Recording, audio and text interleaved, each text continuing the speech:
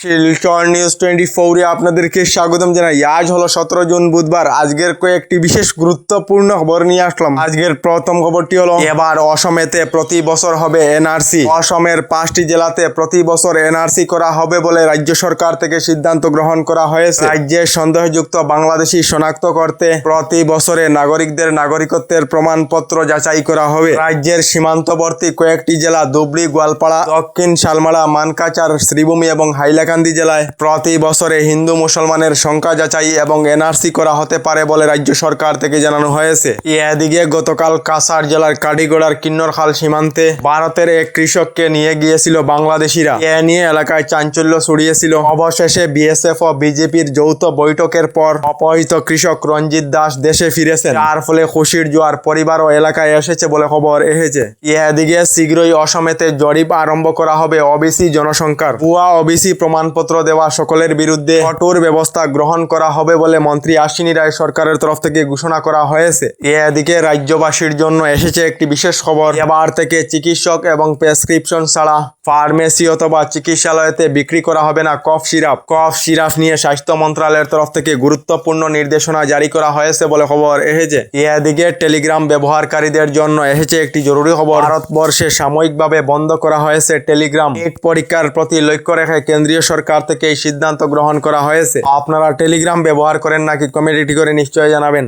এদিকে দেশের কোটি কোটি কৃষকদের জন্য এসেছে একটি ভালো খবর। পিএম কিষাণ প্রকল্পের 23তম কিস্তির টাকা প্রদানের দিন ঘোষণা করল কেন্দ্রীয় সরকার। পিএম কিষাণের 23তম কিস্তির 2000 টাকা আগামী 20 জুন কৃষকদের ব্যাংক অ্যাকাউন্টেতে প্রদান করা হবে। পিএম কিষাণের কেওয়াইসি অথবা ব্যাংক অ্যাকাউন্টের কেওয়াইসি সম্পূর্ণ না থাকলে পিএম কিষাণের 23তম কিস্তি থেকে বঞ্চিত থাকতে পারেন বলে কেন্দ্রীয় সরকার থেকে জানানো হয়েছে। এদিকে আমেরিকার রাষ্ট্রপতি ডোনাল্ড ট্রাম্পের কিছু বিষয়ে আমি একমত নয়। আমি সদাই ইসরায়েলের স্বার্থ রক্ষা করব। যুদ্ধ এখনো শেষ হয়নি। ইসরায়েলের নাগরিকদের সদাই সজাগ হয়ে থাকতে হবে, প্রয়োজন হলে নিজেকে রক্ষা করতে হবে বলে মন্তব্য করেছেন ইসরায়েলের প্রধানমন্ত্রী বেঞ্জামিন নেতানিয়াহু বলে খবর এসেছে। এদিকে বদরপুর পৌরসভার নাম হবে এবার সিদ্ধেশ্বর ধাম পৌরসভা। ইতিমধ্যে জারি করা হয়েছে বদরপুরের নাম পরিবর্তনের চিঠি, জানিয়েছেন কাঠিগড়ার বিধায়ক কমলাক্ষ দেব পুরকায়স্থ বলে খবর এসেছে।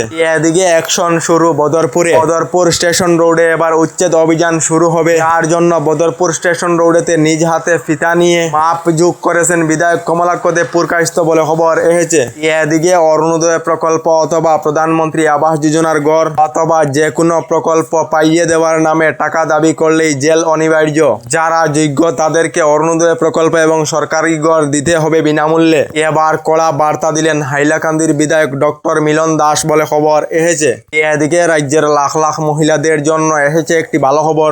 রাজ্যের যে সকল মহিলারা অসম সরকারের অরুণোদয় প্রকল্পের অধীনে রয়েছেন, এই সকল মহিলারা আগামী 2-3 আগস্টের পূর্বেই আগের মতোই প্রতি মাসে লাভ করবেন অরুণোদয় প্রকল্পের টাকা। যে সকল মহিলারা নির্বাচনের পূর্বে 9000 করে টাকা লাভ করেছিলেন, এই সকল মহিলারা নিয়মিতভাবে অরুণোদয় প্রকল্পের টাকা লাভ করবেন বলে গতকাল ফেসবুক লাইভ যুগে ঘোষণা মুখ্যমন্ত্রী ডক্টর হিমন্ত বিশ্ব শর্মা। তার সঙ্গে আগামী 1 আগস্ট থেকে রেশন কার্ডের বিনামূল্যের চালের সঙ্গে ডাল, চিনি, লবণ বিনামূল্যে লাভ করবেন বলে খবর এসেছে।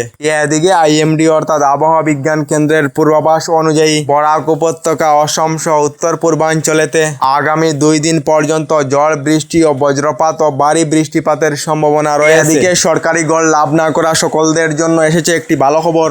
প্রধানমন্ত্রী আবাস যোজনা 2.0-র অধীনে অসমে 220.12 কোটি টাকার আবন্টন লাভ করার সঙ্গে সঙ্গে 16,810টি ঘরের অনুমোদন লাভ করেছে, যার ফলে এখনো পর্যন্ত যে সকলেরা সরকারি ঘর লাভ করেননি, এই সকলেরা শীঘ্রই সরকারি ঘরের টাকা লাভ করবেন বলে অসম সরকার থেকে জানানো হয়েছে। আমাদের ডেইলি খবরগুলি ভালো লাগলে আমাদের ভিডিওতে লাইক দিয়ে চ্যানেলটিকে সাবস্ক্রাইব করে নেবেন।